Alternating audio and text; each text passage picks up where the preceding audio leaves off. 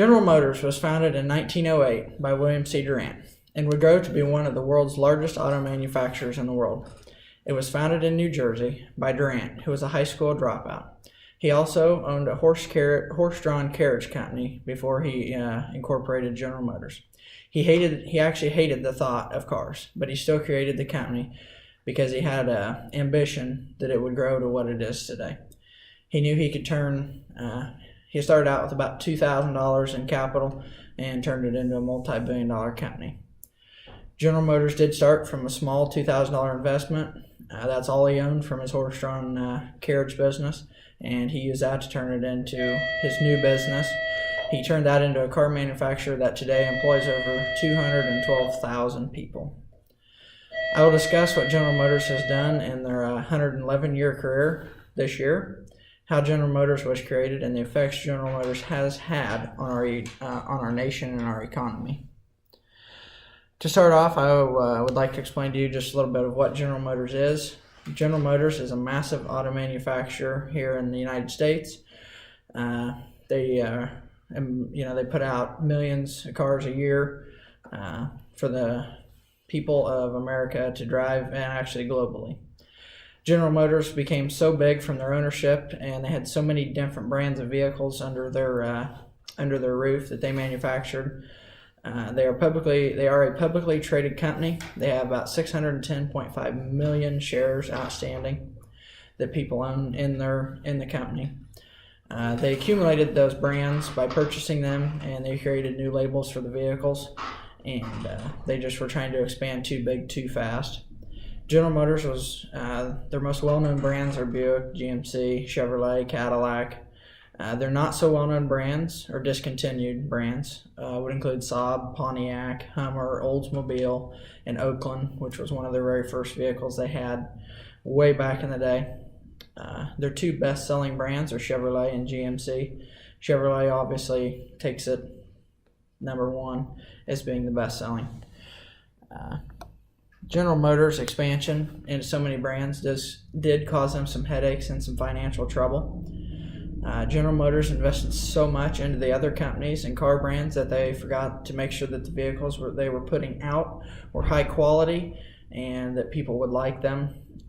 When they started having these vehicle issues, people weren't happy with General Motors, so they had massive recalls, which put the company into financial trouble and put them into bankruptcy ultimately, where they had to be bailed out. That was a big controversy way back in the day. Next, I just want to talk to you about the way General Motors was created and their successes.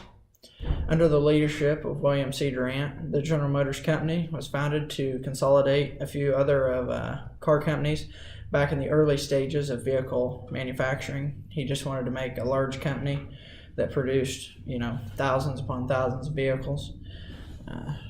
General Motors were the first to make some of the most huge revolutionary strides in the automotive world. They created the first electric starter, eliminated the hand crank, so you don't have to get out and crank a car every time you want to start it up. They did make the first hydrogen car that ran off hydrogen power. And they also made the first V8 engine, which was huge back in the day. If you had a V8, you were top dog. Finally, I want to discuss the changes General Motors has had to overcome over the years. General Motors has undergone many changes throughout the years. William Durant was actually pushed out of his business 2 years after he founded it. He got too big too fast, and they did not like that. His spending habits were also not good. He lost control after 2 years. The shareholders just feared he had too much power, and they were scared that he was going to run it into the ground. Durant did regain control 6 years later by creating Chevrolet and buying more than 50% of General Motors stock. He was the largest shareholder, so he was able to regain his chair as CEO through buying more than 50% of General Motors stock. And he actually created Chevrolet and then incorporated it in with General Motors. He did ultimately lose control of his company a few years later, and he felt his next big move was bowling alleys, which did not work out. He went under. General Motors also underwent bankruptcy many years after that. It almost did break the company and ended its vehicle making days, and would have been unemployed. Thousands upon thousands of people would have been out of business, or out of jobs.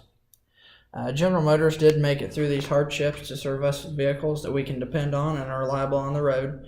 But just like any other vehicle, they are man-made and they will have problems eventually. But they employ thousands upon thousands of people here in the United States and globally. General Motors, just in conclusion, General Motors was created by a very smart man in 1908. He bought many car companies and combined them into one, just trying to make a large company. And he ultimately did create one of the world's biggest automakers in the United States, employing 212,000 people. They now create reliable, trustworthy vehicles that thousands upon thousands of people rely on every day. General Motors overcame many hardships to bring us those vehicles, and most importantly, to our great country, they bring us many upon many jobs. This is a picture of William C. Durant and his General Motors and Chevrolet, both of which he created. And this is all the brands that General Motors has globally, internationally, locally,